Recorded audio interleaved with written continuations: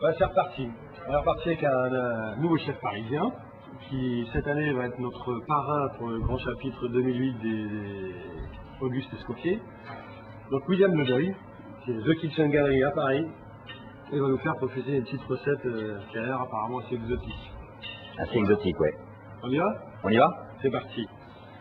Bon alors là, un petit peu tout. Bah écoute, c'est un peu l'univers. Hein. Moi, avant de commencer à faire la cuisine, j'ai besoin de me retrouver en condition. Alors voilà une petite palette d'ingrédients qui me met en condition. Hein, j'ai besoin de ça maintenant pour démarrer. C'est ce qui suscite tout de suite l'envie de faire la cuisine. Alors on va faire un petit tour rapide, un petit peu de tout. Tout le monde connaît la citronnelle par exemple maintenant, hein, qui a un parfum dont je peux plus me passer. Toujours dans la famille des rhizomes, le galanga. Je vais le couper pour vous montrer un tout petit peu à quoi ça ressemble. Voilà.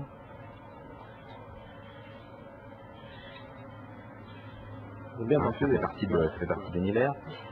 Sans doute mon rhizome préféré, celui-là. Alors celui-là, on le connaît sous forme de poudre, hein, mais ça c'est la racine de curcuma fraîche. Voilà. Qui est superbe. C'est bien, ça aromatise bien, ça colore bien. Ouais, c'est un agrume. Un rhizome qui est moins connu, qu'on utilise beaucoup nous dans les farces, qui s'appelle le kratchaï.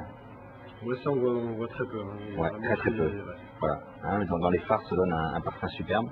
Et puis des petites choses comme les piments oiseaux, qui sont la base aussi de l'assaisonnement. Hein, maintenant, moi j'utilise de moins en moins de sel. L'assaisonnement, c'est une combinaison entre acide, piment et sucre. La mangue verte. Hein, la menthe telle qu'on utilise en fruits dans la cuisine, ouais, bien sûr. On va l'utiliser tout à l'heure dans la recette. Les herbes, une coriandre, qui est la coriandre thaï, mais une coriandre un peu plus, je sais pas si tu la connais, je te la laisse. Oui. Ouais. C'est hyper parfumé. Plus parfumé, ouais. Voilà. Et puis on a aussi le basilic thaï, hein, qui est un basilic qui est un petit peu mentholé. Un peu plus corsé, voilà. plus poivré. Voilà un petit peu la palette d'ingrédients. Un petit daikon japonais. On a un maraîcher qui est dans les Yvelines, qui a 3 petits lopins de terre et qui fait des légumes, tous les légumes de Kyoto. Donc il fait les navets, il fait quelques carottes, il fait des daikons qui sont super. Je les goûte, ils sont très très tendres et très peu d'âcreté. Voilà, des petites fleurs parce que c'est pareil, pour moi tout ça doit évoquer la fraîcheur. Donc des petites fleurs d'aneth. Hein, là je les ai pas fait venir de Thaïlande, c'est en couronne parisienne. Ouais. La fleur de coriandre également. Voilà. On est plein dans les fleurs. Moi j'aime les fleurs, mais tu sais les fleurs surtout pour le parfum. Pour le parfum, pas pour la déco. Voilà. Hein. Des fleurs déco on en trouve toute l'année, mais c'est celles qui ont du goût. Voilà. Okay. Alors la recette. Un peu de crabe. Un petit peu de crabe, un petit peu de poulpe, fait cuit classiquement, un petit peu de bulot. Hein, on reste sur les produits les jolis produits. Et après c'est tous ces ingrédients-là qui vont venir donner du relief et mettre en évidence un petit peu le produit principal. D'accord. Voilà. Le crabe, les bulots et le poulpe, crabe, bulot, poulpe, c'est déjà cuit, au bouillon classique. La mangue verte, qu'on a juste râpé. On a fait un condiment qui est à base de basilic thaï, avec un petit peu de racine de wasabi dedans. D'accord. Voilà. Et puis les fleurs dont je vous ai présentées. Hein. Je vais utiliser aussi un petit peu le daikon, hein, qu'on va râper exactement comme un wasabi, qui va être là pour relever.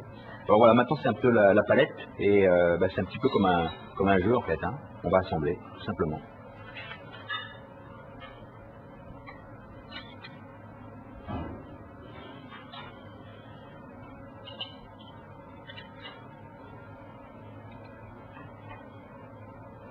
À la japonaise, hein. À la japonaise. Alors j'ai commencé par manger avec, tu sais pourquoi? Parce que c'est un métier, on mange toujours très très vite. Je me suis aperçu qu'avec les baguettes, je mangeais beaucoup plus lentement. Et puis après, quand je suis allé au Japon, je me suis aperçu que tous les Japonais avaient des petites baguettes dans leur... ils travaillent tous avec des baguettes. Et en même temps, je me suis aperçu qu'avec la baguette, on est quand même très très précis. Voilà, beaucoup plus précis qu'avec une cuillère. D'où la raison de l'utilisation de la baguette maintenant, qui est devenue, je dirais, un ustensile que j'utilise très régulièrement. C'est sympa, belle couleur. Avec des produits bretons. Avec des produits bretons. Voilà. C'est un petit peu l'idée en fait, hein.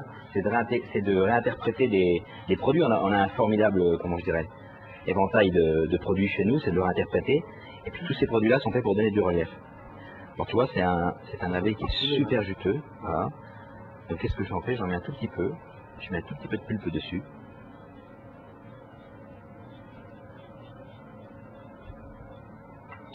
Voilà.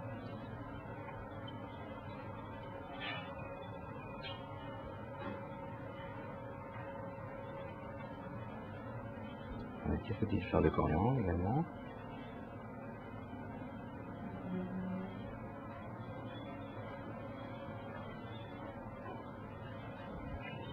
Je vais mettre mon brûler un tout petit peu de fleurs d'aneth. On va émietter dessus.